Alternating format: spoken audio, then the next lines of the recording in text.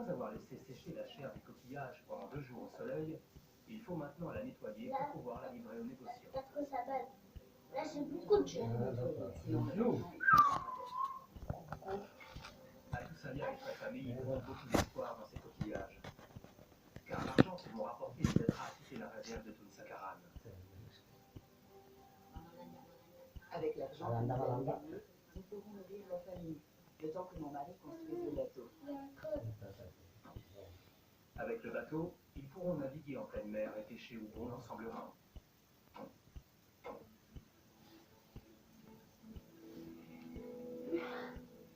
Les familles qui exploitent les algues dans les lagons de la réserve de Tunsakaran ont vendu leur récolte. Qu'est-ce que t'as fait? Mais il a ramené un cerf-volant du marché de Saint-Bernard. Un grand cerf-volant multicolore.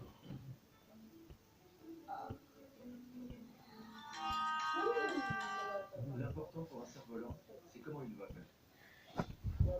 S'il n'est pas très beau, ce n'est pas grave, pourvu qu'il vole bien. Mais le cadre de celui qu'il a acheté au marché n'est pas très stable. Il tient seulement par une ficelle. Mais il commence par le consolider. Avant de commencer, j'ai bien pris des mesures.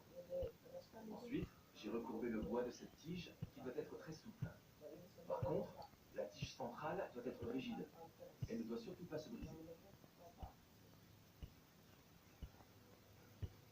Mais il nous explique que faire voler un cerf-volant, c'est un peu comme pêcher. À nouveau, il compare la tension exercée par le vent à un gros poisson accroché au bout d'une ligne. Pourtant, cela fait longtemps que Mésil n'a pas attrapé de gros poissons à Tunsakaran. Quand il reprendra l'exploitation de son père, les eaux du lagon regorgeront peut-être à nouveau de poissons. En attendant, il s'entraîne à pêcher avec le vent.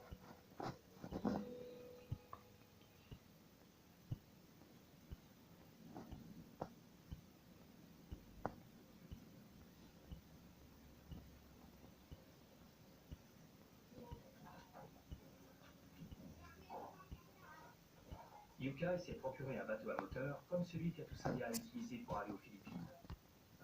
Le couple va se rendre à Semporna où un négociant attend la chair séchée des mollusques.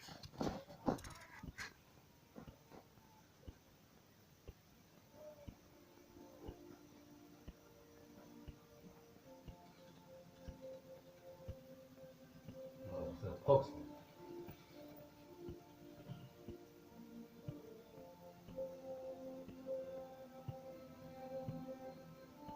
Ça se va, il va bien. Plus fort. Il va plus vite. Ouais. C'est pas comme un bois, tu vois. Le jeune aussi va plus vite.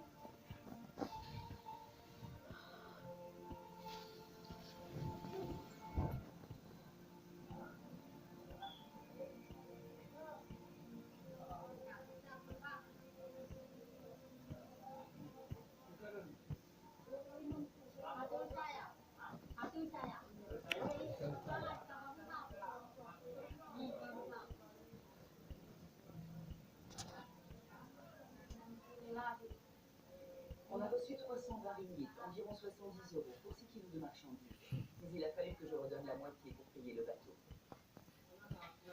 C'est bien, même si on espérait en tirer un peu plus. C'est tout ce qu'on a pu obtenir. Mais on a maintenant un peu d'argent à dépenser. L'argent ne leur permettra pas de tenir jusqu'à ce que le bateau soit achevé. Mais tôt ou tard, ce jour viendra.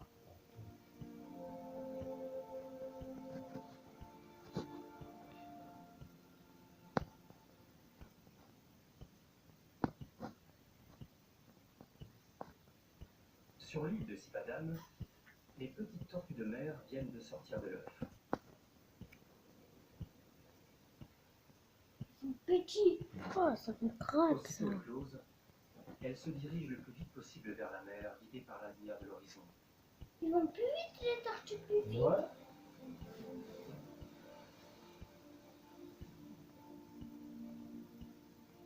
Seul un petit nombre arrivera à maturité et connaîtra un jour les eaux de Tunsakaran.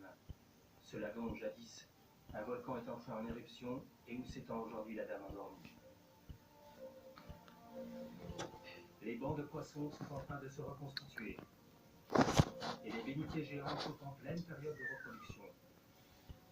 Dans l'espoir que Tunsakaran retrouve son équilibre naturel, Certains habitants sont contraints de quitter la réserve et très peu sont autorisés à rester sur place. Ainsi, les richesses de son milieu sous-marin seront préservées.